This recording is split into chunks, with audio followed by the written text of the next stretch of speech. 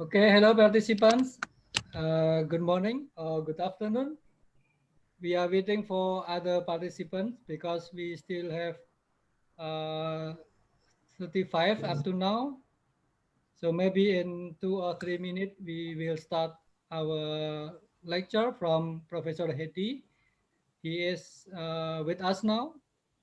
So please to wait until more participants are joining us.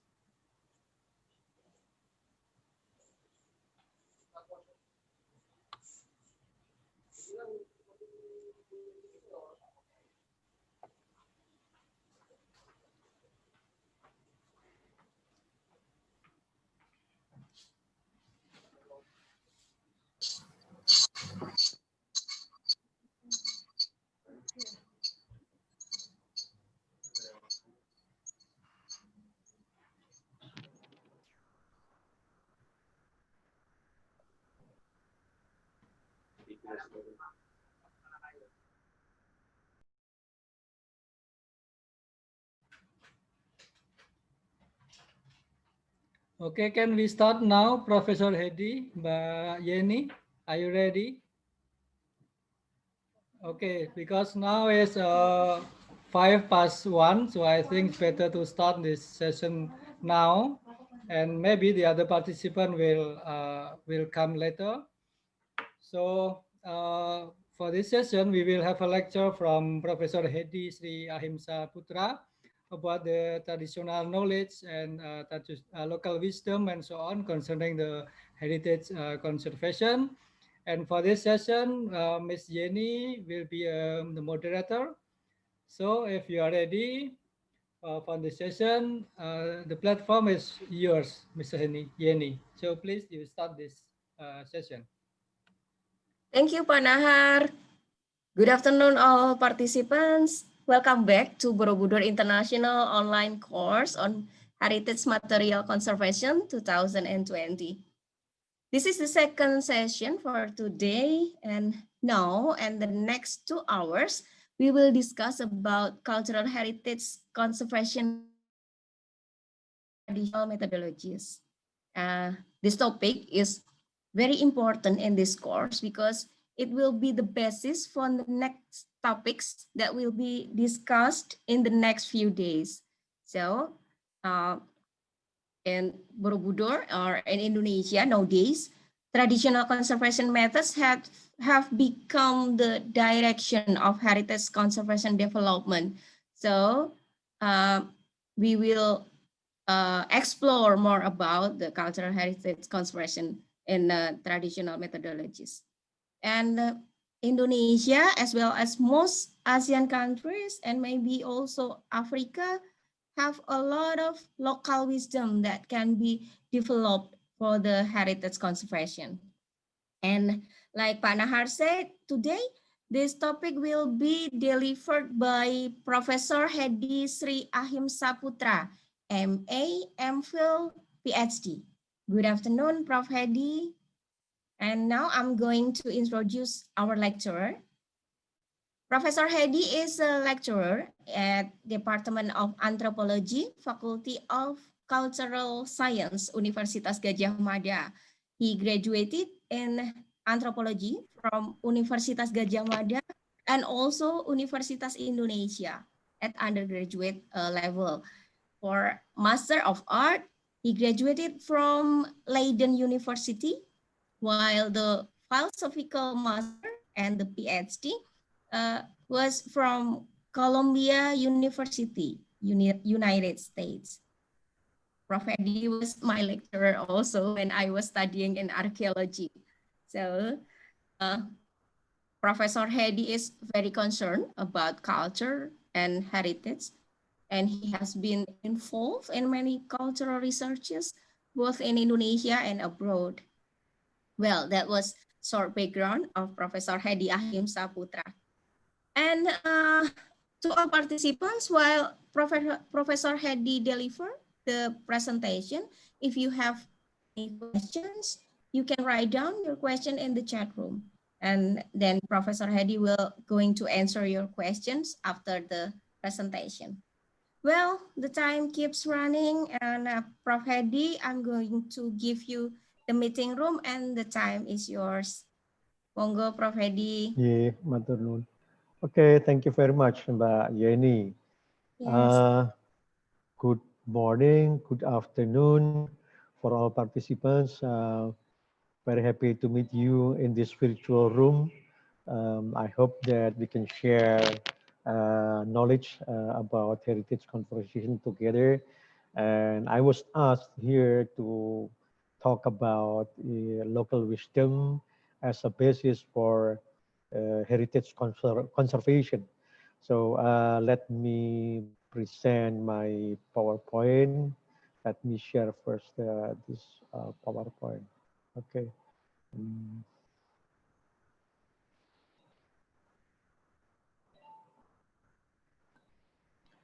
okay. Mm.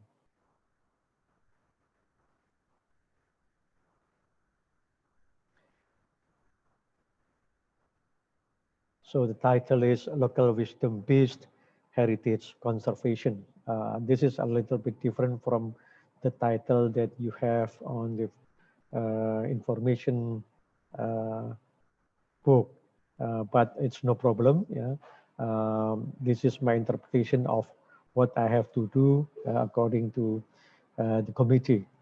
Um, this I get from the internet. Heritage is ours. Yeah, so this is actually the basic assumptions. Yeah, that we have if we do what we call heritage conservation based on local wisdom or local knowledge or the culture of the indigenous people. Yeah, so sometimes we use those words. Yeah, indigenous based on local wisdom, based on local knowledge, based on indigenous knowledge, something like that. Yeah.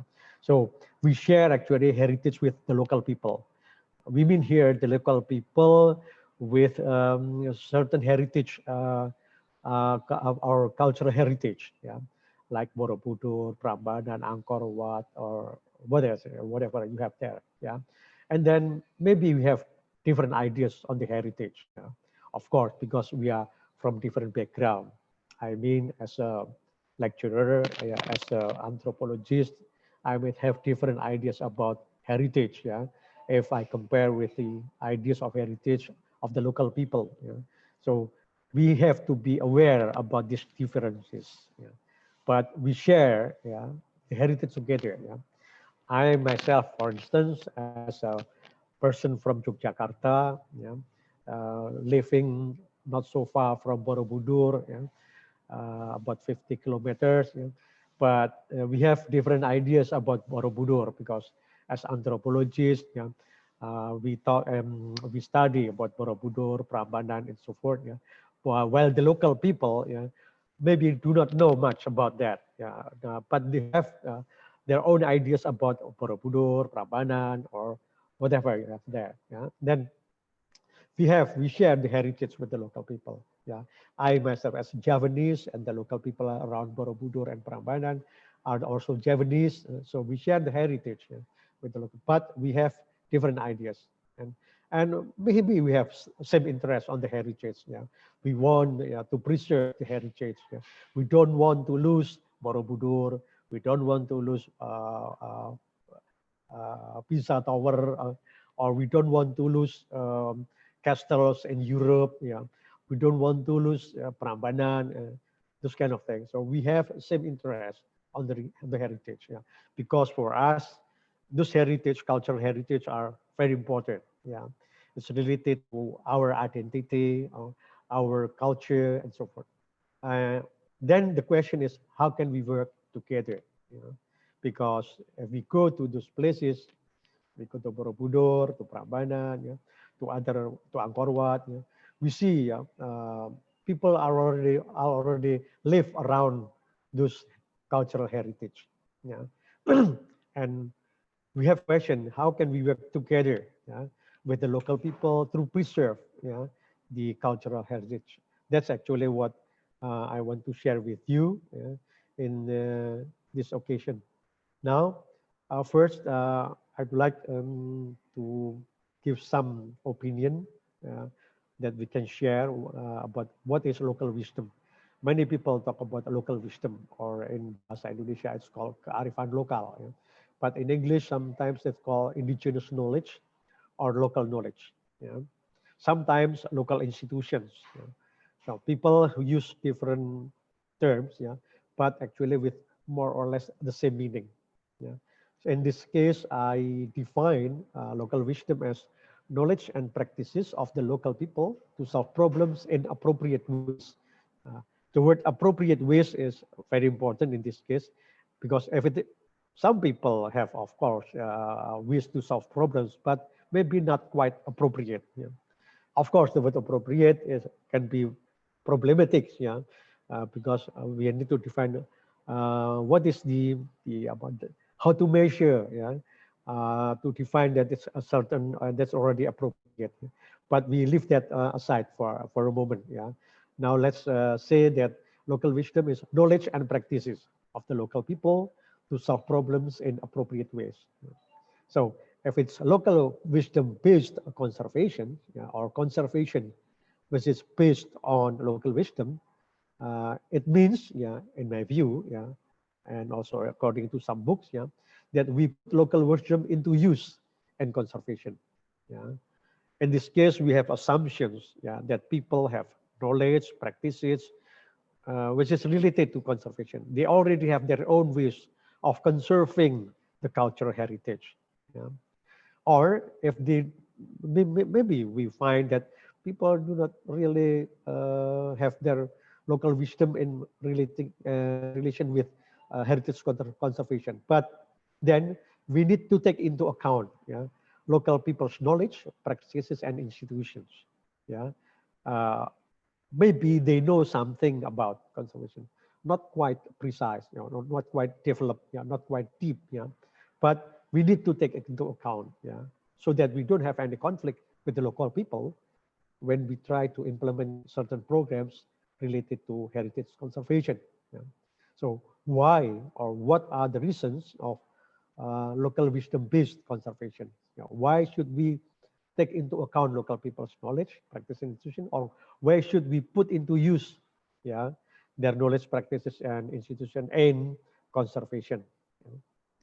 First, our assumption is that, yeah, because they live near the heritage, the cultural heritage, yeah. So in this case, they can be the best protector of the heritage, yeah. Maybe they already do something related to the heritage. We don't know, yeah, because we are outsiders. Maybe we have just come there, yeah. We find, oh, there's a cultural heritage here, yeah, and maybe people already have some relation with that heritage. Yeah. We need to be aware of that, yeah. So in this case, it's better to assume, yeah, that the local people is the best protector or can be the best protector, because, yeah, we know already that in some places, yeah, they don't know about this heritage and they use it for other interest. Yeah. So in this case, yeah, our assumption is best, yeah, based on this idea. Yeah. Where when the reality is different, then it's okay. No, I mean that we can then have different strategies to deal with the local people. But at least, yeah, it's better to assume this. Yeah. And we can say that maybe they are the owner of the heritage. Usually it's like this, yeah, because they already live near the cultural heritage, yeah. So they think that they are the owner, and they can do anything with what they want to with the heritage. Yeah. So in this case, we need to understand the situation, yeah, that usually they can be best protector or they already the best protector of the heritage. Yeah. And they are usually the owner of, they think, yeah, they are the owner of the heritage. So when they think that they are the owner, then they will look at us as outsiders. Yeah. And when we want to do something with the heritage, then it's kind of interference. Yeah. And there will be some resistance to that. Yeah. So in this case, we need to understand what the situation. Then if we want to conserve, yeah, the cultural heritage, yeah, I think it should be give benefits to the local people. And the conservation of cultural heritage, I think, should give benefits to the local people or the owner of that heritage. If not, then I don't think they will be interested in that conservation. Yeah. And then conservation is good if it's involve the local people. Yeah. This is actually the new ideas. Yeah. Involving the local people to preserve. Yeah. The Borobudur, Prambanan, or Angkor Wat. Yeah. So that we don't have so much burden. Yeah. Because the protector is the people themselves. Yeah. Not only outsiders. Yeah. And in this case, we have to be aware that the local people have knowledge, yeah, maybe on heritage, maybe not, maybe some on heritage. At least they know about the heritage that is near their where they live. And practices related to the heritage. Maybe they have something, some practices dealing with those cultural heritage, or they have institutions related to heritage conservation.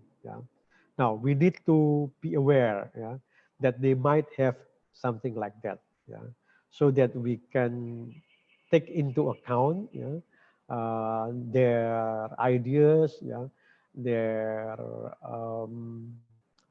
knowledge, their practices. And then our question then is, if we need to know about the knowledge, practices, institution, and if we think that they are important, then the question is how to get the local wisdom. And when we already got that, how to involve people in heritage conservation. This is actually the problems that many conservators face when they have to deal with the local people who live around or within certain sites of the cultural heritage, and we want to preserve them. They think, oh, we are the owner, you are from outside, you are outsider, you may not do something with this heritage, this ours, something like that. Then we usually have troubles, and we don't know what to do. So what should we do if we want to know people, to get the local wisdom, and want to involve them, to work together with them in conserving the heritage in in where they live. First, I think is to discover the local wisdom. We need to discover this first. What kind of knowledge they have, what kind of practices they have, what kind of institutions they have. So we need to discover that local wisdom. And then when we already discover, we need to understand, because sometimes we can discover, but we don't really understand, because we don't study them quite deep. So in this case, we need to understand that. And then the third step is to invite the local people to join us, to work together in preserving or conserving the cultural heritage. We invite them because sometimes they don't want to join us. And if we just leave them, then they don't join us. So we need to invite them. And then when we already invite and they join us, we can start to implement the programs and then monitor and evaluate the programs. So I'll talk this in detail. First, about the discover the local wisdom. What we have to do first is to do library research. Because, for instance, if we want to do heritage conservation in relation with Prambanan, or Plausan, or other old temples, ruins of the old kingdoms. I think we need to know about the local people. And sometimes their culture is been researched, yeah, by other people. And there are articles, books on their culture. Yeah. So if we go to Java, yeah, and we want to deal with the Japanese people in Borobudur, yeah, and Prambanan, I think we need to know about Japanese culture. Yeah. How is the people in Java? What are their belief system? Yeah. What are their knowledge? Yeah, about Prambanan, Borobudur. So first we can do this. Yeah. Before we go to the field, before we go to the site. Yeah. We can find this in libraries. Yeah. We can do this. Yeah. It's not quite about difficult. Yeah. As long as we can have online journals, yeah, online libraries, then we can do this in a quite easy way. And then after that, we do field research. Yeah. We go to Borobudur, yeah, we go to Prambanan, or we go to Angkor Wat, yeah, um, to places there and visit the village, yeah, and if it's possible to live, yeah, in the village, yeah, near Borobudur or near Prambanan, yeah, or near Angkor Wat, so that we can observe really, yeah, local people's daily activities, yeah, which related to heritage. Yeah. Then we can know, yeah, what are the effectives of the people, you know, and how actually their relation to the heritage. You know. This is quite important, I think, yeah, because in this way we know, yeah, actually, yeah, what are the practices, yeah, and what kind of patterns, you know, of practices, yeah, they have in relation with the heritage. Yeah. We need to know this because those activities usually have patterns, yeah, on certain days, on certain weeks, maybe on certain months, yeah. They have special activities, maybe in relation with that cultural heritage. So we need to know about this. Yeah. If not, then sometimes you'll have problem. Yeah. And in this case, after doing observation, yeah, it's better we do also interviews, yeah, doing interviews, yeah, to know the local knowledge, local worldview, local belief system, or myths are related to the heritage and conservation. Yeah. If we know this, then then we understand, yeah, actually, how actually the people look at the cultural heritage, yeah, in their place. Yeah. We know then the daily activities, yeah, and we understand better people. Yeah, and if we know these activities and the ideas behind the activities, yeah, the worldview behind the activities, or the belief system underlying that activities. Yeah. And doing interviews also, we need to know the motivation, yeah, of the local people. I think this is quite important. Yeah, whether or not they have motivation, yeah, to conserve, yeah, the heritage. Yeah, what are their motivation in relation to heritage and conservation? Yeah, maybe they like the heritage, but they don't know about the conservation. Yeah, now, so this is important so that we know what to do and what have to be given to the people, to the local people, you know, what kind of information they need, so that we can work together, yeah, when we want to conserve the cultural heritage. Yeah. So doing observation and then doing interviews, yeah, and then to know the local knowledge and motivation of the local people. Yeah. And then we need to know also local institutions or social organizations related to heritage conservation. Maybe we cannot find this because some people, more because the people maybe do not have uh, enough attention or strong intention, yeah, to the heritage and conservation. But they must have some social organizations, yeah, local institutions. Yeah. This we need to know, yeah, so that when we want to work together, yeah, and we want to use the local institution, we know which institution, yeah, is suitable, is good for doing heritage conservation. Yeah. So mapping the local institutions is important in this case, and we can do that by interviews. Yeah. We ask them, yeah, what kind of social organization It might be kinship organizations, yeah. It might be religious organizations, or it might be rotating credit associations, something like that. Yeah, there are many things in the societies. Yeah, but we need to know, yeah, those kind of things so that when we want to use them, we know which one to use. Yeah. And then the third is doing focused group discussion.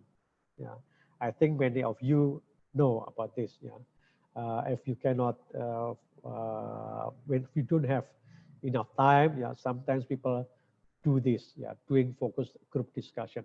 Yeah, uh, sometimes it's good to have this, sometimes it's not. Yeah, but it's good if we have time or we have opportunity to do this focus group discussion. Yeah, we invite people. Yeah, some informants, some local leaders. You know, and join.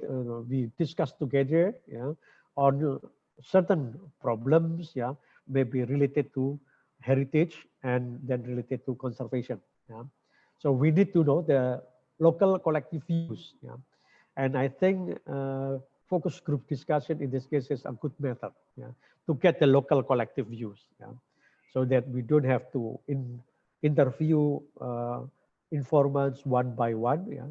But we can ask them to come and then we just, yeah, have discussions, yeah, in a very informal way, yeah, to get their ideas, yeah, their knowledge, their motivation, collective motivations, yeah, about cultural heritage, yeah, and then about the conservation, yeah.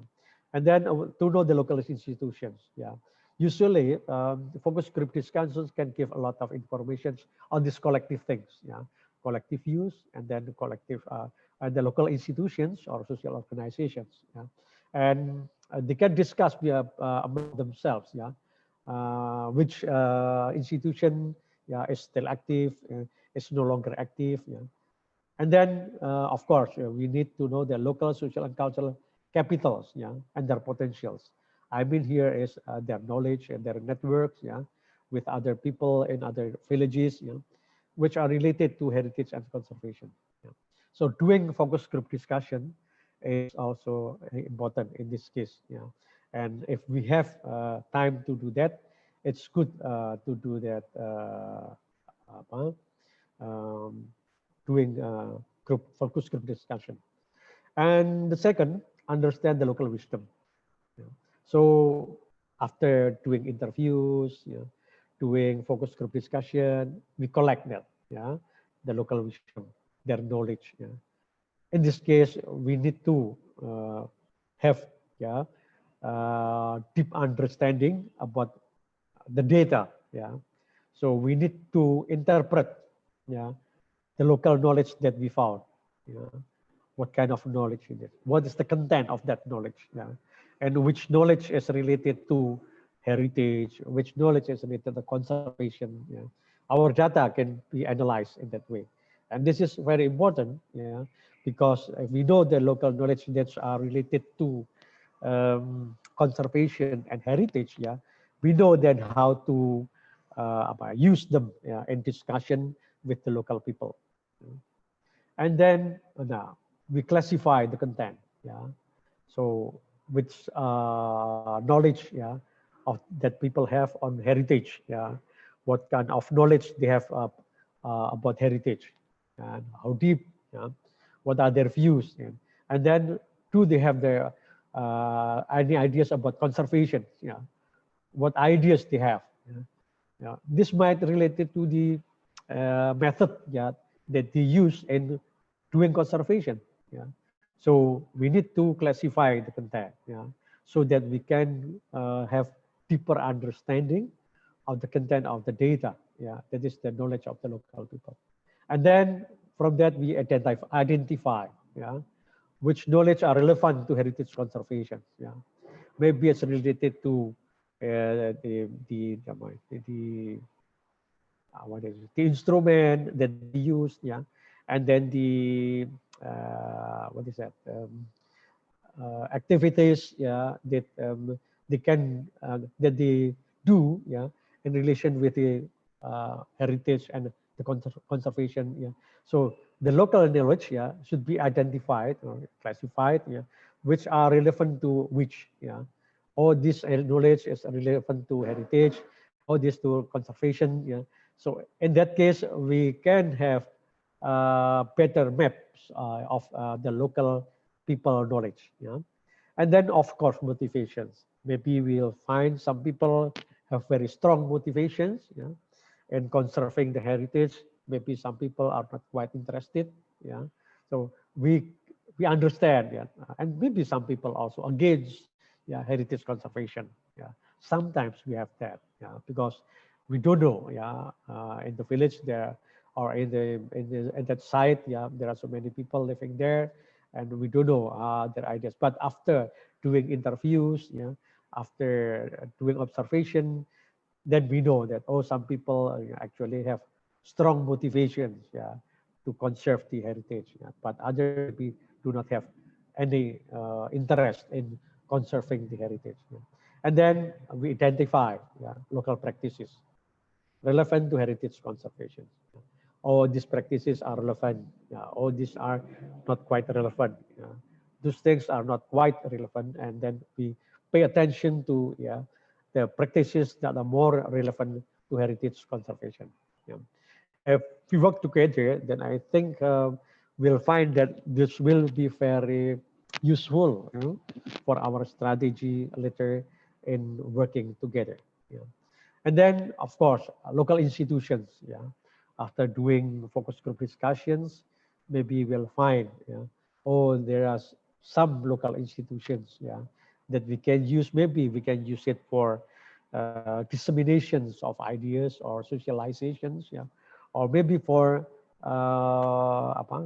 getting more information from the local people, or maybe that's as a way of or as an institution that can help us, yeah, to make people aware about our programs, or asking people to come to join our programs and so forth. Yeah. So we need to know about the local institutions. Yeah.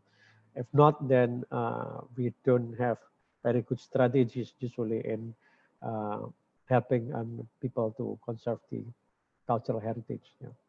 And then after doing this first, yeah, doing the interviews and observation, and then when we understand the local wisdom, then we invite, sorry, this is local people, not local people, yeah, local people to join what? Yeah, to determine the programs relevant to the people. Yeah, so we may have some ideas, yeah, about the programs, yeah, for heritage conservation. Yeah. And we might want the people also to know these programs. And we want to know whether the programs are relevant to the people. Yeah. Because if they are quite relevant, people usually will, yeah, happily join us. Yeah. But if not, then yeah, they are not very enthusiastic, yeah, in joining our program. Yeah. And when they join us, yeah, and they know that these programs are relevant, then we can work together to set up programs. Yeah. So actually, we first can, what is that, to menawarkan, to give, to propose, yeah, some ideas to them, yeah, about certain programs, yeah, that they might have interest in relation to heritage conservation. Yeah. And maybe people then choose, yeah, which programs are for them interesting or relevant or important. Yeah. So based on that, yeah, then we can work together to set up programs. Yeah. Usually, if we have ideas from the local people, we have better programs because with the help of the local people, sometimes they know which program is, although will be good for the local people or will be easily implemented, yeah, for the local people. While if you use some other programs, they will give us some information, but oh, that might be difficult, yeah, to implement, or maybe this one is quite easier. Yeah.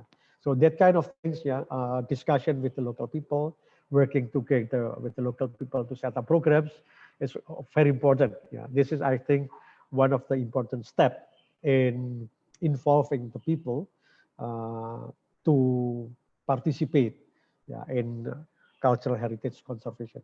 So this is what we call decision making, about involving people in decision making about setting up programs. Yeah. So we work together then to set up plans, yeah, after we have the programs. Yeah. Then we have plans to implement that programs.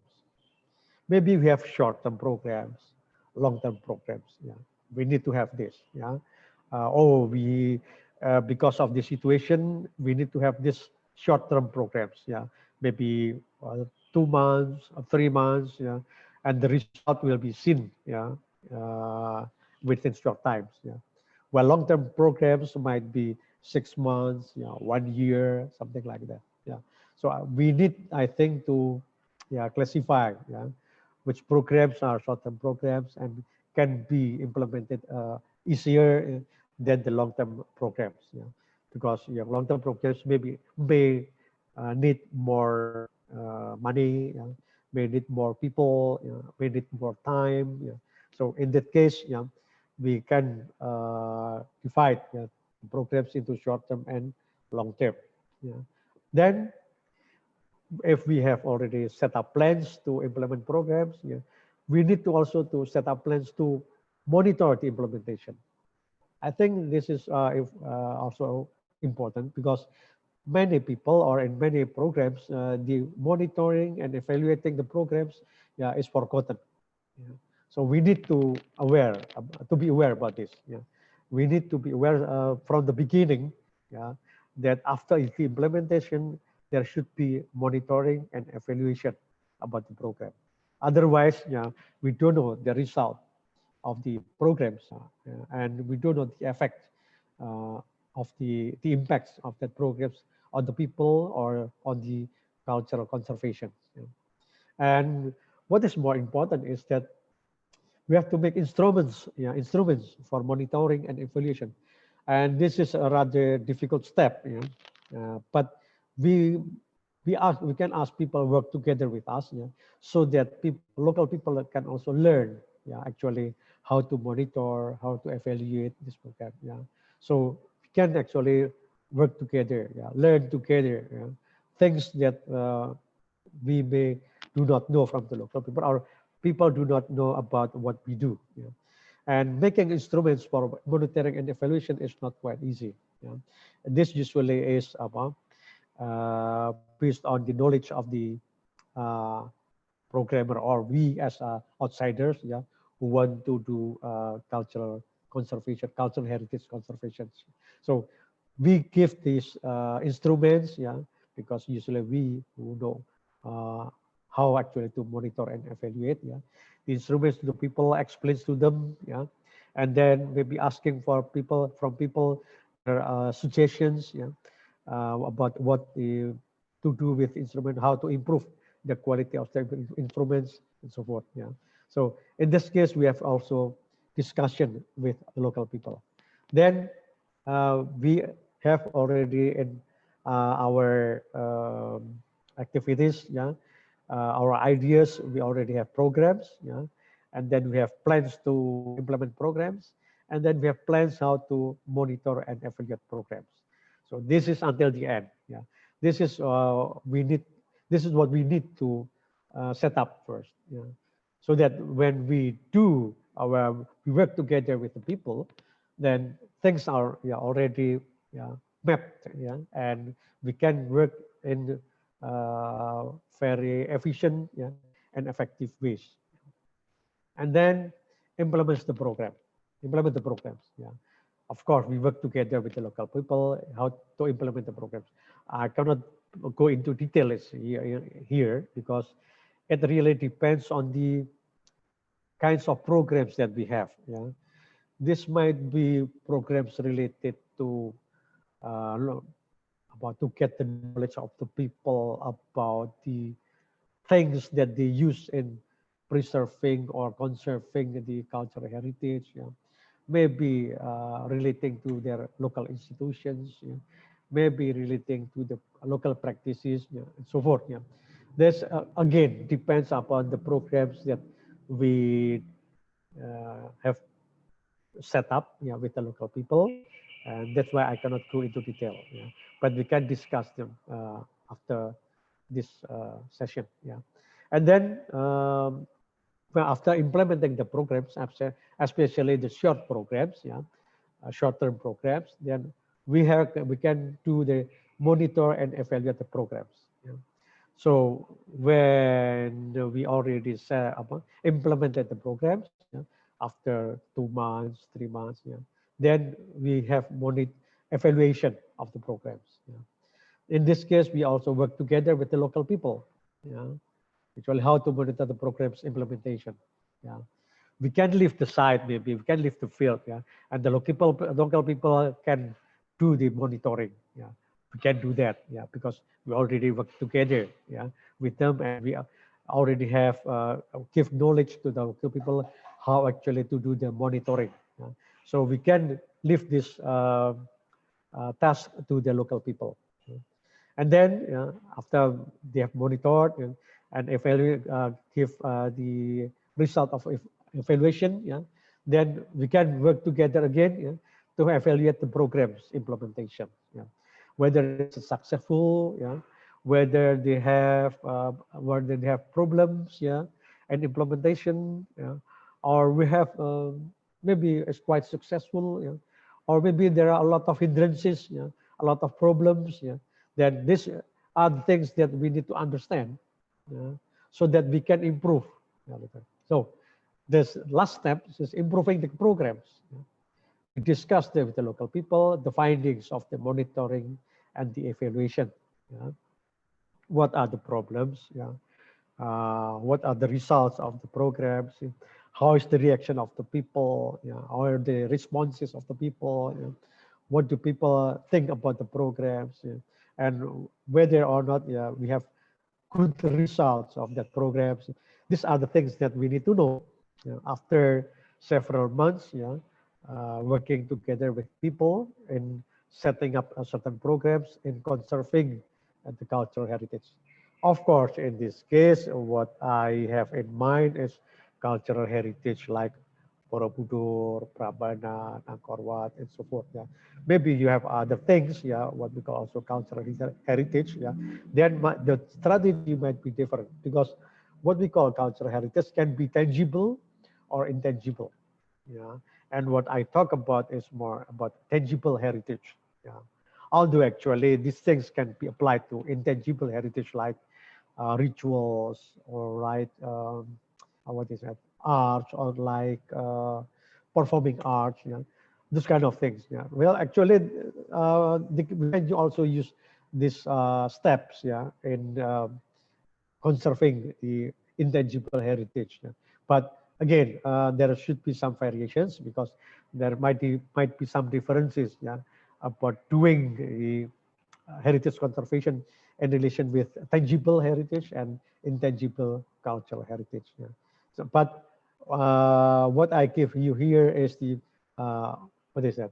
Broad steps that we can take, and how actually we can ask the people or invite the people to participate in our program, so that we can have the cultural conservations in much more participatory ways.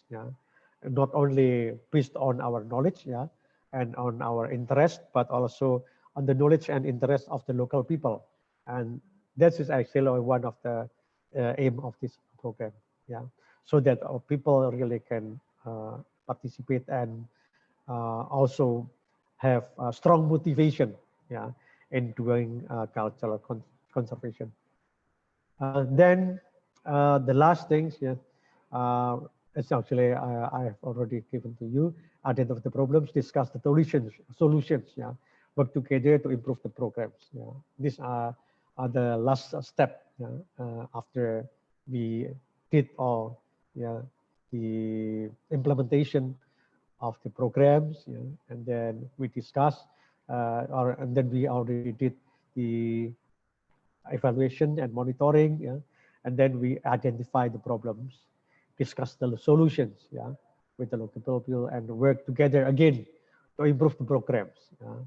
And in this way, not only us who learn the new things in working with people, but also people, learn a lot of things with us, in relation to cultural heritage. And that is, I think, one of the important thing when we take cultural heritage conservation as what is cooperation, a way to cooperate with local people. I think that's the things that I want to say. I think the rest of the time can be used for discussion. Thank you very much. Back to Mbak Yeni. Yes, thank you, Prof. Heddy, for the very interesting presentation. And I think we have some points from Prof. Heddy presentation that conservation, which is based on local wisdom, means how local wisdom were used in conservation. What we have to pay attention to use local wisdom is how to get the local wisdom. And Prof. Heddy has told us the methodology to get local wisdom. Because in Indonesia, we have so many local wisdom that can be developed for the heritage conservation. So it's very important how to identify and to explore local wisdom related on conservation. And also important to involve local people as the owner of the wisdoms, so they can feel proud and they will have a sense of belonging to the heritage. I think that's very important too. And we also have to work together with other institutions related to heritage and conservation, so that it can open up wider knowledge about the local wisdom for heritage conservation. Yeah, Prof. Heddy, in the chat room, we have questions from Mr. Saiful Bahri. Would you please open the chat room, please? Yes. Yeah. Okay. Thank you. And please, you can discuss. Yeah, this is the question. How do you think the opportunity lies behind this tech can influence the global professional conservation practices? This is in Java. People use lerak to clean batik, which perhaps will be useful if we develop the practical version of this subnut to be used in other museums. Yes. Thank you very much for your question, Pak Saiful. Our problem is that we don't have really systematic knowledge about this local wisdom. Actually, not only using lerak to clean batik. Actually, there are other things. Actually, and medicine. And in anthropology, this is called usually what we call ethnoscience. And we have a lot of ethnoscience actually. Among the people in Indonesia, we have what we call traditional, maybe ecological knowledge. But it's not only traditional ecological knowledge. But there are many things inside there in ethnoscience. However, if we want to use that, first is that's what I said, what I've explained. We need to do systematic research, and then collecting the data, and then try to analyze, what is and from the let me quote scientific ways, why is a lerak can be used to clean body? What kind of chemical thing inside there, in the lerak, so that we can use it. So if we can do this, then we can put it into use and more global operational conservation practices, because then maybe we can mengawetkan lerak, and then put it in package it is more beautiful, and then send to other countries, and this become new commodity for cleaning batik or cleaning something else. This acting, I think we can do. Yeah, but the problem is, of course, yeah, again, yeah, we don't have systematic data on this, and we need this actually. Yeah, this systematic data. Then we don't have much research. Yeah, on this. Yeah, that's what apa kelemahan kita, our weakness, ya, in doing research, and then uh, try to understand better, ya, what are these traditional knowledge or the ecological knowledge that people have, ya, dan apa yang ada di situ actually, dan bagaimana or how can we use it in more professional, yeah, conservation practices. Yeah. Still a long way to go, I think. Yeah, but if we want to, first collecting the data and then analyzing that scientifically, yeah, and then yeah, uh, package, yeah, in a new way. Yeah. This is more interesting, so that we can it can become what we call a global community, yeah, to clean other things. Yeah. Okay, that's actually what I can answer from your question. Yeah. I think this is what I have. Yeah. I don't know whether you still have some other questions. Yeah. Maybe Just only one all more. participants, do you still have question for Prof. Yeah, Heddy? this is Georgius. This is Georgius Resen. Yeah. Yeah, one point that we can that we from Prof. Heddy said that we need to do systematic research to scientification the local wisdom.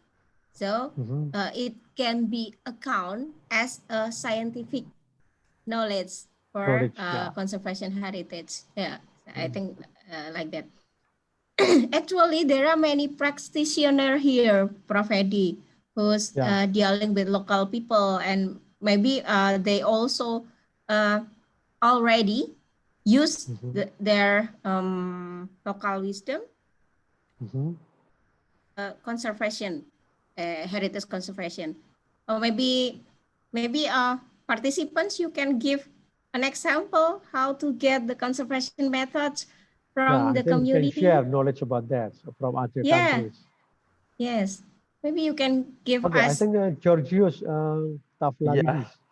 Yeah. Thank you very much, local wisdom. Professor, and my congratulations for your beautiful presentation. In this moment, I'm in Greece, but I live in Italy, in my house in Greece. Thank you very And much, I would like to make more than question my experience. I am chemist at first, and good. conservator scientist, but at first I am chemist. So I would like to make, I have understand how is the conservation situation in your country, but this situation is in many countries around the world. So, for my opinion, the first what you have to do is to organize a good restoration conservation school, because you must have good experts, but locals, not like us. Yes, we all these people, I love so much your country, Indonesia. I will be very happy to come you to collaborate, but you must to help by self. So to organize very good, to make a good school, conservation school. The second, regarding the chemistry, I am chemist, and unfortunately, I agree with you. In the past, in the 80s and 90s, many monuments around the world, in Italy too, in Greece, in Egypt, in many countries, they was destroyed from the chemistry because they had used chemical products. Now we are working more to the to use less possible of, for example, resins and coatings, etc., etc., etc.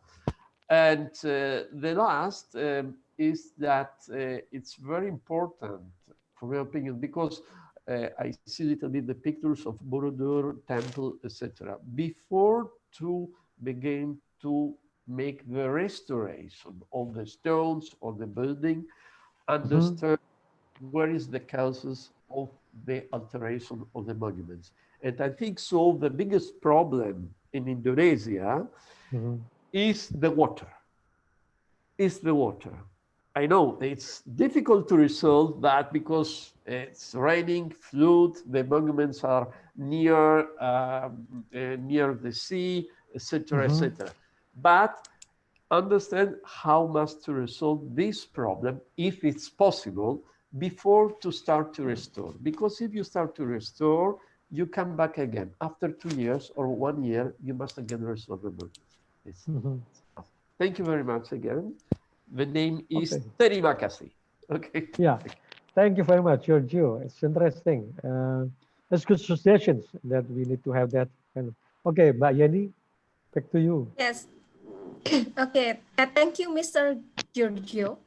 Yes, I think you right 100% right that Indonesia needs to create a conservation school. Yeah, so many times we also, as a practitioner, we also ask the Gajah Mada, Universitas Gajah Mada to create a conservation school, but I don't know, it seems very difficult to make it. But Prof. Heddy, would you help us to provoke Gajah Mada University to create a conservation school?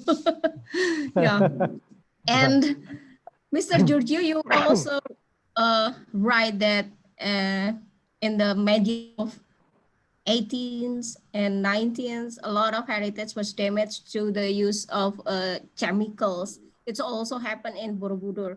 So many resins, and now we have to struggle with the endapan garam apa Pak? Pak Nahar, salt deposit. Sediment. Salt deposit, yeah. Sediment. We have to struggle with the salt deposit and sediment.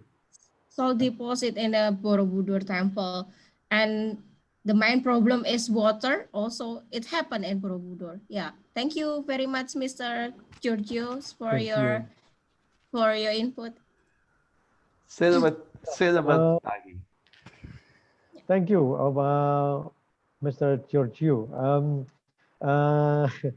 Very good idea, yeah, about the conservation school, yeah, because we don't have that actually. We have archaeology department, yeah, but not quite strong in conservation methodology. I think in that case we need really school, yeah, to do that. Yeah, maybe not only for tangible heritage, yeah, even also for intangible heritage, yeah, because we also have a lot of intangible heritage, yeah. And the way to conserve, yeah, those heritage are different. Yeah. Okay, thank you very much, Giorgio. And we have some other questions from Kaidar Saleh. Yeah, and then Shim Hui. Yeah. Okay, I think I start with this question first. I don't know, he or she. Thank you very much, Shim Chunhui, for the questions. You asked me, what is your advice when we have such a situation? That is, sometimes when we engaging with the local people, there are conflicting ideas or knowledge from the community. What is your advice when we have such a situation? When the local people have different ideas and inherited knowledge which may conflict information from other people, even they might be from the same community, yeah. Because from our experience engaging with the local community on the intangible cultural heritage, each person will insist their knowledge information is right, and this may lead to conflict between communities. You are quite right. Yeah, I've also some experience with it, with that kind of things. Yeah, and it is not, again, it's not very easy to solve that problems. Yeah, but first, what we can do is um, what is collecting the information from any side, yeah, whether they are conflicting or not. Yeah. And after we have collected those knowledge, yeah, their ideas, yeah, even they are conflicting, then we try to go deeper. Yeah, I mean, we compare, yeah, what kind of ideas, what kind of knowledge, yeah, that people have, yeah. Maybe both think that they have the same, they have the right version, yeah, and they have those, they have, they are better than the other, something like that. But we need to know first, yeah, what are their ideas. Then from that we try to wait to find some common ground or common ideas. Yeah, that's actually what we can do. Yeah, sometimes we can find that. Yeah, or if not, then we can ask some about representative or maybe one person from the other side, and then we ask them or we invite them. Yeah, to get together with us, yeah, and discuss the things. Yeah, and in that way that might solve the problems. Yeah, again, this is from the experience. Yeah, but I don't know whether it will be successful in a certain community. But that's what the way that we can do. I used to use that kind of the strategy when we did research in Kalimantan, where we have conflicting ethnic, yeah, and we try then invite, you know, people from one side first, and then we ask them, yeah, their ideas, their knowledge, yeah, and then we discuss with other side, yeah, and then we get knowledge from other sides, yeah, and then we try to find where the common ground is, yeah, and then from that we start, yeah, and then we start with the idea where they have the same ideas, you know.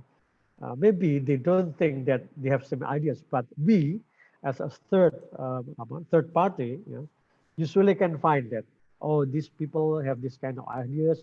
They are like this, and they think they have this, and then the other group think like this. So there are actually some common things here. uh, Maybe local people do not know about that, but we know because we have those two views, yeah, two conflicting views. Then we try to strengthen the common ground, yeah, and that's what we emphasize, yeah. And when we invite them, actually, yeah, we can start from this, and maybe they start. Oh yeah, that's what I think too. Oh yeah, that's what I think too. Then we can work together, yeah. So in this case, we don't give the other party apa ya, we don't think the other party is better or is uh, have more right than the other, yeah, but we put them in the same position, yeah? And then we try to find the common ground, common ideas, yeah, and then try to help them, yeah, to solve the problems, yeah. We actually have this kind of strategies in some places when we have two different cultural heritage. Yeah, we have experience like this in Riau, yeah, when we deal with what we call what is that in bahasa Indonesia gasing, yeah, something that people play, yeah, children's play, yeah. And one group saying their gasing, yeah, is the original one. The other thing is the other group thing is that their casting is original one. Yeah. So in that case, we then try. Why do we say that we have, yeah, two version of casting? Yeah, and then we can develop, yeah, this uh, together. Yeah. So we help, yeah, those castings to become popular among the people, and people can choose, yeah, which casting uh, will be chosen as a, yeah, part of their play in their daily life. Dan ini yang saya kira this is what we can do. So getting the information from the both parties, you know, or maybe more than both parties, yeah, maybe 30 parties or 4 parties, and then try to find where the common ground is, yeah, and then try to develop further, strengthen the common ground. That is what I can suggest to you. Yeah, Maybe you can do this in some places where you can with you find these conflicting parties. Yeah. So that's my advice. Yeah, I hope you'll be successful with that strategy. Okay, that's what I can give to you. And then there's another question from Haidar Saleh. Yeah, Haidar Saleh asked me, one of the follow-up of the cultural advancement program, kemajuan kebudayaan, was the registration of pokok-pokok pikiran kebudayaan daerah. Yeah. Kindly suggest whether the local wisdom in government were also enlisted there. Um, not in, not quite in, what is that? Not quite in precise way, yeah. But some of the local wisdom is there, yeah. If we look at the 10 list, yeah, 10 points or 10 elements of the cultural advancement program, you have actually in those list, yeah, those aspects of local wisdom, yeah. And in conservation, I think, well, I do not remember all the 10 points, ya. Tapi ada rasanya, ya, ada in conservation, uh, because actually um, there you have manuscript, yeah, and in that manuscript, sometimes you have local wisdom about conservation, yeah. But I don't know whether you have there conservation about Borobudur, yeah, or about Prambanan. Maybe not, yeah, but maybe on other things, yeah, because usually these manuscripts, yeah, is related to mungkin kain, yeah, or wayang or something like that, yeah. So we have that kind of methods in that manuscripts, yeah. But we have to do research on that manuscript, yeah, so that we know which local wisdoms are related to conservation. You know. And it's okay, we have a lot of hundreds of kabupaten. Um, and the good method, yes, this is a good method for to systematically start the collection. But the problem is that not each kabupaten has a real or has the same interest. Yeah, it depends again upon the bupati. Yeah. If the bupati likes cultural programs or have interest in culture, then usually, yeah, they have that good program on collection of knowledge, yeah, and then they help, of course, the government, the central government, to collect this local wisdom. Yeah, but for those kabupaten which bupatis are not quite interested in culture, then usually we have problems. Yeah, even in tourism. Yeah, if the bupati is not quite interested in tourism, yeah, they'll have no problem. They'll have no programs related to tourism. The same with the culture. So in that case, we need to make all bupatis in Indonesia, to become aware about these cultural conservation, and also not only bupati, of course, but also members of the local representative DPRD. Yeah, they should also have interest, yeah, in culture, so that also they can push the bupati, yeah, to have, or like allocate more money um, to cultural conservation or research in cultural conservation. That's what I think. What I can say to you to explain this about this. Yeah, I agree with you anyway about this um, method of systematically start the collection. Maybe in some kabupaten we have already this, yeah, especially in Yogyakarta, yeah, because Yogyakarta have what you call fund of what is this, special region, yeah. Yogyakarta is a special region, got some money, yeah, from the central government, yeah, especially to develop art, yeah, to develop cultural heritage. And I know that they use that to help local artists, yeah, to develop their art, yeah, and also to help one of the ballet in cultural affairs, yeah, to collect the data on this, and also to improve the qualities of the cultural, intangible cultural heritage in those kabupaten. Yeah. But that's what I know in Yogyakarta. Another province which is also good is Bali. Yeah, Bali is also good. The kabupaten, yeah, also active in collecting this cultural heritage. Yeah. But other provinces, yeah, it's not quite good. Yeah, it's not quite enthusiast in collecting the cultural heritage, especially the intangible ones. Yeah. Okay, that's what I can give to you, can explain to you. Thank you very much for the question. Um, I think those are the questions, Mbak Jenny, from the people. I don't know whether some other people have questions, but not in the chat. Maybe they can raise their hands. Uh,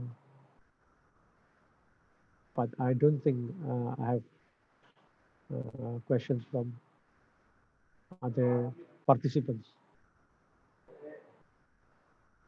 Are there any more questions from other participants?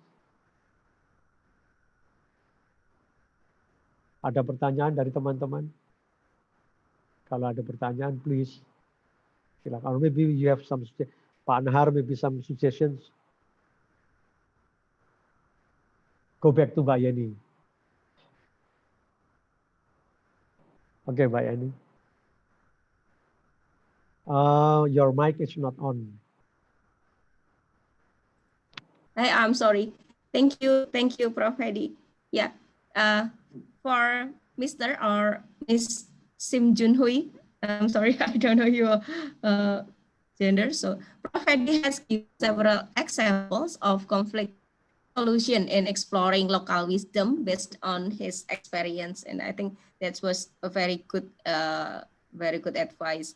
And for Mr. Haidar Saleh, actually, Pak Nahar, just like Mr. Georgios, Pak Nahar is a chemist. He raised some local wisdom which was later developed for heritage conservation. And we also once gathered practitioners in traditional method workshop in 2014 or 15. Maybe Pak Nahar, maybe you can share your experience in finding the idea of heritage conservation based on traditional method, Pak Nahar. Okay, thank you, Ms. Jenny. So, yeah. Yes, we know that Indonesia is very rich with the intangible cultural heritage, and we can explore deeply to the community to find out the traditional practices that we can modify into conservation method. But this is something that easy to speak, easy to say, but we difficult. But how to do that? How to do that? How to go deeply inside in the community is another problem. We did a seminar, as Jenny said in 2014, I think. Yeah, we invite representative from peoples from 34 provinces in Indonesia, but it's not easy to go inside deeply into the local wisdom. So maybe Professor Heddy, as a anthropologist, maybe you have advice, or maybe you have idea how to go really to the heart of the community knowledge. Maybe you can give us a suggestion for this. Thank you. Yeah, thank you very much, Pak Nahar. Doing participant or observation is the key, I think, to get a local knowledge. And I have to say, it's better if we know also the local language. Because in cultural anthropology, especially when you do research and doing participant observation, we need to know the local language. And this knowledge is stored in local language, of course. Yeah. That's why if we know the local language, it's better. Yeah, and people can explain better usually their knowledge and their local language. Yeah, rather than in bahasa Indonesia or bahasa Inggris. So this is what we need to know, and we need to pay attention, especially in this case, to the local terms. Yeah, what kind of things they have in certain things or when doing certain things. Yeah, uh, because yeah, sometimes they didn't know that we try to find what they already have. Yeah, they think that what they have is not quite important. Yeah, for other people. Yeah? So they think they take it for granted. Yeah, that their knowledge. Yeah. Nah, it is us that we have to ask questions, yeah, and ask them to explain deeper, yeah. And this can be done also usually when you really participate in the lives of the people. You cannot do this. Usually, it's not quite good if you. The result is not quite good if you just come asking questions and then go back, yeah, to your home or go back to the city. But it's good if you stay there, yeah, 1 month, yeah, 2 months, 3 months, yeah, observing people. And when you observe many things, then you'll have a lot of questions, yeah, about those things. Then people will, yeah, tell you also a lot of things. Yeah. Then maybe suddenly we find what we want to find. Yeah. Oh, this is actually what we want to know. Yeah. So sometimes it's what is unexpected. Yeah. Yeah. And but it's good. Yeah.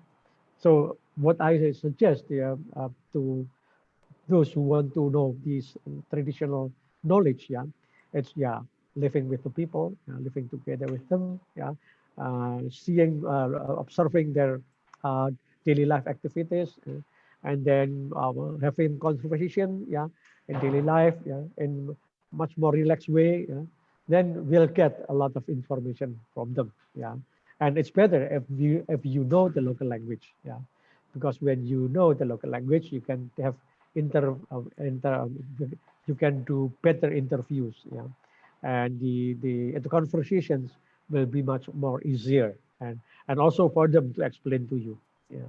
That's actually the strategy that we have usually used in field work, yeah, to get this kind of knowledge, yeah.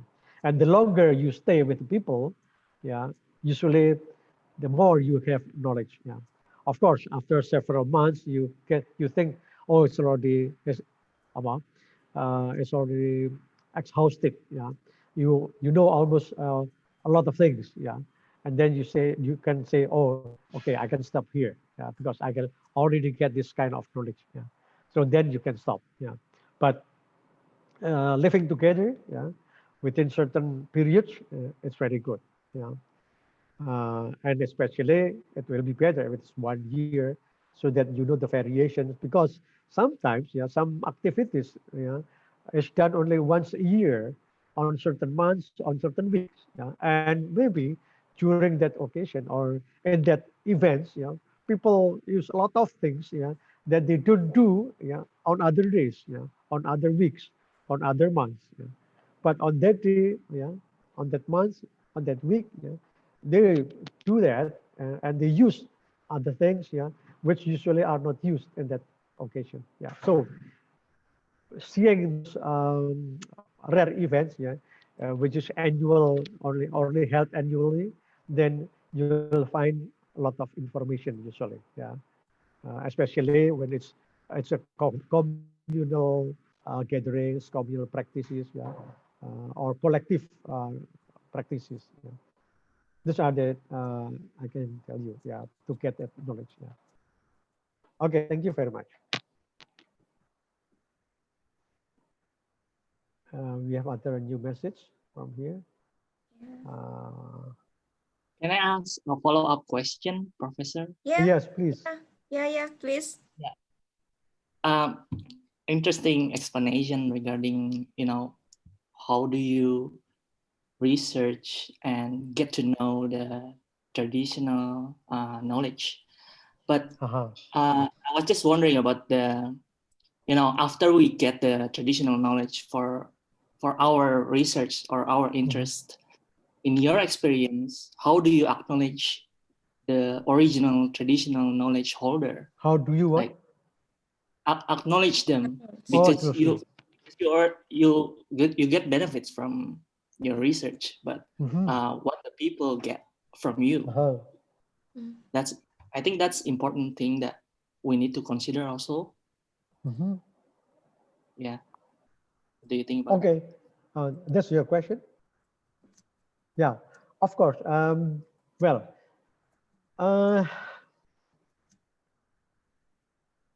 in my view, yeah, using that local knowledge, yeah, to make them to enable them to participate in our program, that is one of the acknowledgements.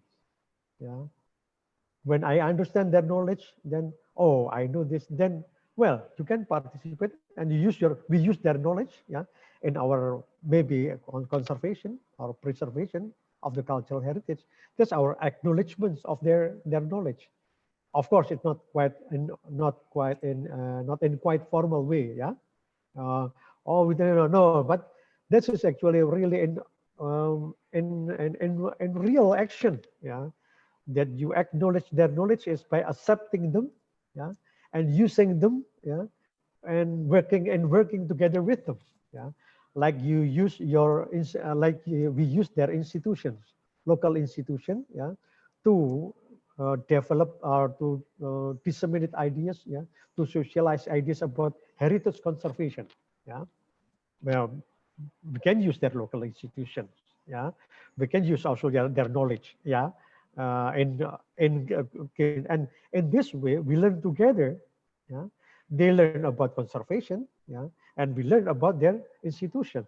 So actually we work together in this case, and working together is, I think, the best way to acknowledge their knowledge, their traditional knowledge, yeah? Of course, when we put it in writings, yeah, we can say that, yeah, we thank the people for, and this is actually the knowledge of the local people. That's what we mean, maybe what you mean, yeah.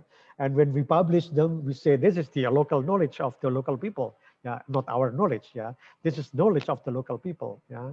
Like maybe Japanese knowledge, or maybe Burmese knowledge, or Balinese knowledge, or Madurese knowledge, something like that. Then that's acknowledgement, yeah.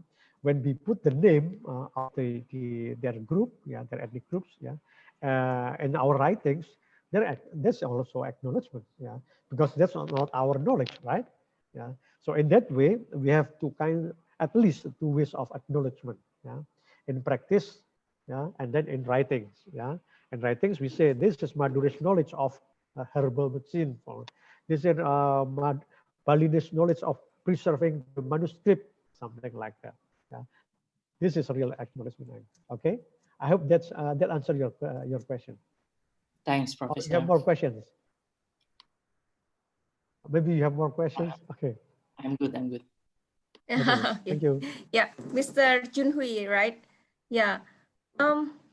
Yeah. Maybe I can edit some ideas. Still has been lost because it is no longer used on and it's not written, but it's also just a heritage heritage.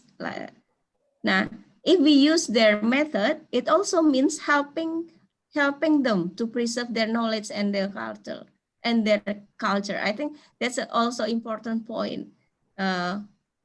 What benefit do they can get from our research? Yeah, I think just like that. Maybe you have. Oh, we have other There questions. is, yeah, we have a questions from Gwen Jenkins. Miss Gwen. Yeah, Gwen. Have you ever experienced a reluctance or refusal to share knowledge by local artisan? Often concerned they will have less work of others to know their skills. How do you approach this? Well, yes, not only artisan, but also, what is that? We call it in Bahasa Indonesia, dukun. healer, healer, Mm. yeah, a local healer, yeah. My experience, yeah.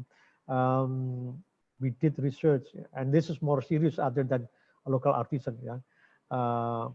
We did research on traditional medicine, yeah, herbal medicine, and we have no problems in Java and in Bali because people wrote them down on manuscript, yeah, in Lontar, yeah, and or in Kitab, yeah, in Java and in Lontar in Bali. Yeah. But we have problems when we went to Kalimantan, yeah, because the local healers, yeah, the traditional healers, do not want to share that. Yeah. Okay, yeah, we accept that. Yeah. So we don't ask force them, yeah, to give their knowledge. Yeah. That is one way. Yeah. So we cannot get more information from them about the local, what is that, herbal medicine. Yeah. But other way, we can have also this kind of strategy.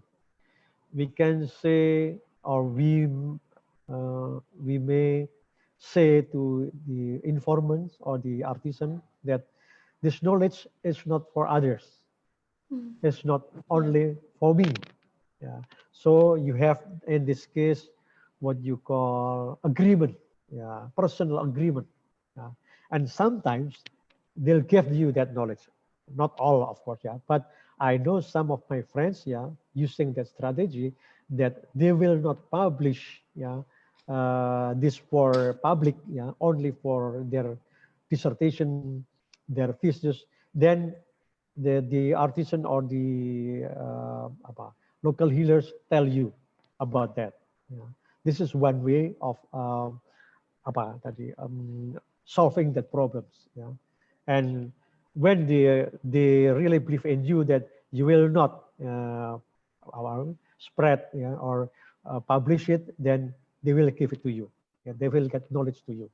Or you may say that, okay, I will publish only in my country. Yeah? Maybe the informant is in Indonesia, yeah, and I will publish in English, and only in my country. Then maybe you agree, he or she will agree with you, and then you can get that information. Yeah. So in this case, what we need to do is just explaining to them, yeah, what we gonna do with that kind of knowledge. Will it be for us, or will it be for other people, or will it be for other things? Yeah. So in this case, then they can, the informants can decide by himself, yeah, whether or not to share their knowledge. Yeah. And we cannot, of course, force them to give their knowledge. Yeah. But we only ask them, yeah, if they agree with them and give that knowledge to us, then it's okay. Yeah. And the strategy usually can also be solved by um, yeah, having closer relation. I mean that they have more trust in us. Yeah, yeah. And when they have trust in us, yeah, then they'll share their knowledge. Yeah. I think my experience with that local healers in Kalimantan is because of that.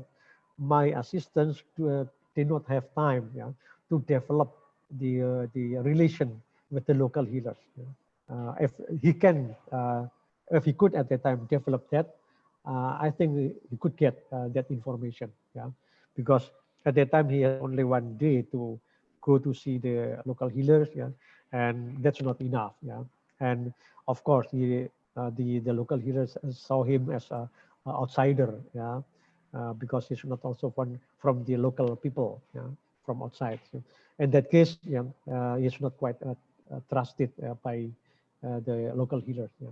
So then they keep their knowledge for them. That's what my experience. Yeah, I hope that will be good, useful for you. Thank you. Thank you for your question, Quang.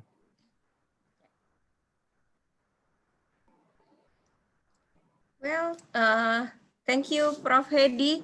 And yeah, actually, we did encounter obstacles in exploring local wisdom in the past period because we were only doing practical things when we yeah, and actually it's true that we need an anthropologist.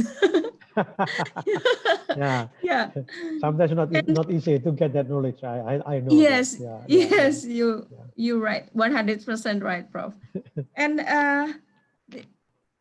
there is a question from Mr. Ari Sulistyo about the water problems for conservations in everywhere in a material, wooden, stone, brick, and local people knowledge have already developed like clove, lemongrass, and ginger for terminate and withering caused by humidity.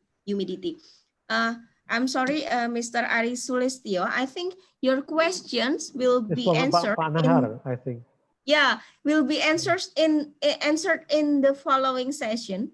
The next session we will be discuss a lot of material conservation. So maybe your question will not answer here, but please be patient for tomorrow and the next sessions. Okay, maybe do you have a question, participants? Deal with Mr. Yeah, I Prof. agree with Heddy. Harpreet here. Harpreet say that we need to spend time with local communities. Yes, when we have more time to work with her, yeah, to live with them, I think they will share more information with us. And sometimes without asking the information, yeah, they tell us. Yeah, that's also my experience. Yeah, yeah.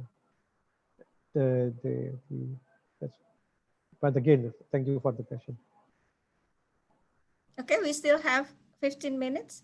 Maybe you still have a question, participants. Maybe you from Indonesia, if you want to ask in an Indonesia, in bahasa Indonesia, it's yeah. okay. It's okay. Please. Kalau ada teman-teman Kalau ada dari Indonesia yang mau bertanya dalam bahasa Indonesia, silakan. Kelihatannya tidak ada, Mbak. Yeah, Pak Nahar, maybe you still have something to share?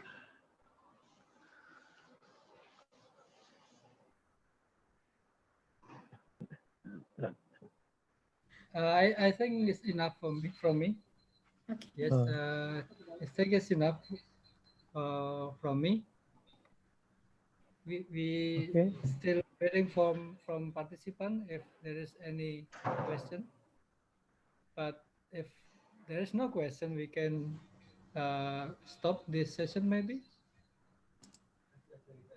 Yeah, participants, do you still have question for? This is Yusufin Delano. I did one. And yeah. From Josephine Dilario. Prof. Heddy, there is still one question. And then so oral transmission, also this one of the value techniques. That is to despair. For conservation purposes, from my experience, was the need necessary found to solve conservation intervention on material that guided us to the research of a local practice to deal with specific material, often traditional techniques. But yes, of course, with what we need to do here actually. Doing more research among the local people so that we know this the way these solve problems in conservation in relation with materials or buildings. Sometimes we know that in Java, for instance, that people use bamboo, and then they have certain practices, so that the bamboo that they use is will not be eaten by the what is it? That insects, Insects. Usually those insects eat the inside part of the bamboo and makes the bamboo weaker, and then the building will collapse. But if you put that in the water, yeah, that bamboo in the water for a certain period, for a longer time, yeah, then it will be what lebih awet, you know, it will be what is this? I don't know to find the word. Apa awet itu ya? Uh, Durable, apa itu lasting, awet? Yeah. More long lasting maybe. or Apa? lasting, more long lasting. Yeah, long lasting. Yeah, long lasting. Yeah, yeah. So you have that kind of practices, but sometimes if you ask people, yeah, they cannot explain in very detail. Yeah? But if you live with them, then you see themselves, yeah, doing that kind of things. Then you know, oh, this is the way people actually preserve the materials. Yeah. So that's why we need actually really, yeah. Know what people do in daily life, yeah?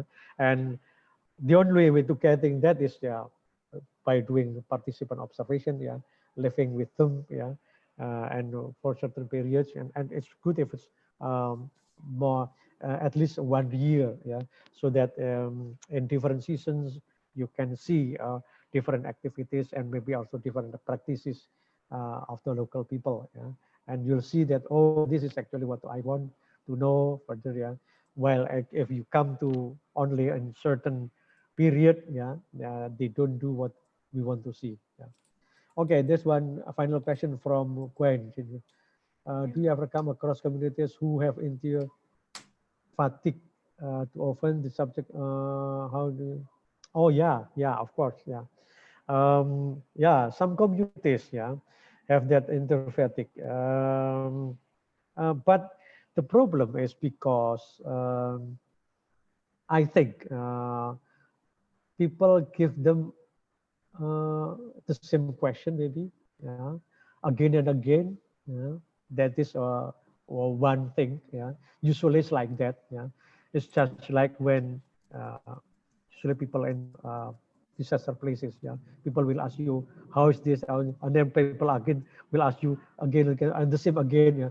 Then you have interview fatigue, yeah. That's because of the same questions again and again given to you. And then the other thing is that too many people asking different questions to you, yeah. And this is not very good method, yeah. What we can do is actually how do you ease the situation, encourage meaningful participation, yeah, by living together, yeah, with them. That's what my experience, yeah. When I did field work, yeah, first when I came there, they have a very very different perception about me. Yeah. When I ask question about who owned that land, yeah, who owned that land, yeah. The first week, I just doing very easy conversation with them, but then the perception about me is, oh, he's someone, yeah, who try to buy land, yeah, in this village, yeah. We have to be careful with him, yeah. That's the perception of the people, yeah. But then I live because I live with them longer and longer, yeah. And after 3 months, yeah, they know, oh, he's not someone who want to buy lands, yeah. He's a researcher, yeah. And then the longer I live with them, yeah, the easier because, and then I learn local language, yeah. Then when I just say a few words in their local language, yeah. And then also, of course, then I learn also the language, yeah. But first, yeah, trying to use the local language, yeah. Then you ease the situation, and then they will encourage that, really encourage them to know you and to be part of your research. Yeah, that's my experience. Yeah. Because they know that we respect their language, and that's quite important. Yeah, I just use some words, yeah, in daily conversations, and they know, oh, you already speak our language. Yeah, that's very good. Yeah. Although actually only a few words. Yeah, but then the reaction is quite different. Yeah, then you have easier situation. Yeah, and one morning, yeah, uh, the local leader, one of the local informant people, yeah, in that village, yeah, um, went to my side. Yeah, I was sitting near a school, yeah, elementary school, yeah, just looking at the children playing. Yeah. And then he said to me, "Oh, you are already a brother of us. Yeah. Let me tell you one thing. Yeah, last night, yeah, Ibu Lurah, that is the wife of the headman, was crying. Oh, yeah. So they share me the secrets, because I live, yeah, with them. Yeah, that's really surprising me. Yeah, without asking, people tell you, yeah, the things that actually a secret for them. Yeah, so this is actually one of the way, yeah, to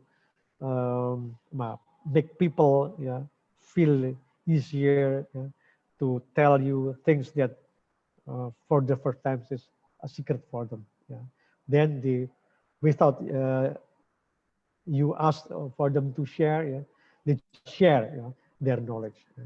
And this is my experience when I live in the village longer. Yeah, not 1 week, yeah, 1 month, yeah, 2 months, yeah, and I try to speak the local language. Yeah, that's the key usually. Speaking the local language is quite important. You just learn few words, yeah, but at least it shows the local people. You try to, yeah, to understand them. Yeah, and that's when one of the real or very concrete example of trying to understand the other is trying to speak in local language. Yeah. Even if just using terima kasih, like Giorgio has said, yeah, this just a few minutes ago. He said terima kasih. Yeah. So this is also a show that you try to participate in other culture and other language. Yeah. I think that's what you can do in that case. Yeah. Thank you. Yeah. Yeah. Thank you, Prof. Heddy. I think there is no more questions in the chat room. And Yeah. yeah. Thank you, Hapri. Thank you, Gwen, for the questions and comments. Yeah. Yeah. And also Yusufin. Thank you very much. Maybe you have a closing statement, Prof. Heddy, please. Oh, I don't know what to say, but I hope I hope you enjoy the discussion and also the discussion further in the next days, yeah, and also this class, yeah, of what is Biochemco, yeah, and I hope you can have a lot of information and a lot of experiences, very interesting experiences. Okay, that's what I can say by Annie. Thank you very Yeah. much. Thank you very much, Prof. Heddy, for give us a very useful knowledge, very useful information today. And all participants, I think time is runs out. We have to close the session. And thank you very much. We have a very interesting discussion. Hope it is useful for all of us. And thank you very much for your best attention, all participants. And see you tomorrow with other interesting topics. And tomorrow we will discuss, we start to discuss about the material conservation, right, Pak Nahar? Okay, I give you the meeting room and the time back to you, Pak Nahar. Thank you very much. Thank you very much, Ms. Jenny, and also Professor Heddy. Thank you very much for this very interesting presentation for this session. And for all participants, see you tomorrow at 10 for the third presentation. It will be from ICOMAS Indonesia. And we still use the same Zoom code with this with the code today. Yes, okay. So please be on time at 10. And once again, I'd like to remind you about the video materials from this program. So please to open the website or to open the Borobudur Conservation Office YouTube channel. Maybe I can show you wait a minute. I'd like to share the screen.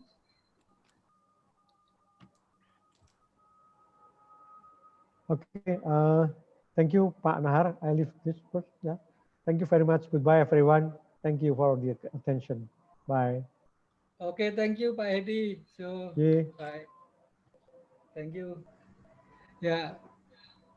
Okay, for participant, this is the YouTube channel of Balai Konservasi Borobudur. So please, all of you to open this channel, and there are 4 new videos regarding this course. So first about the essential oil, second about the metal artifact, which is Chris, and third about the wooden conservation, traditional wooden conservation, and fourth is about the adhesive, natural adhesive. So please to open this video, and it's good if you can also subscribe this channel. Okay, so I think it's all for today, and we will see you tomorrow. Okay, so thank you, and have a nice day.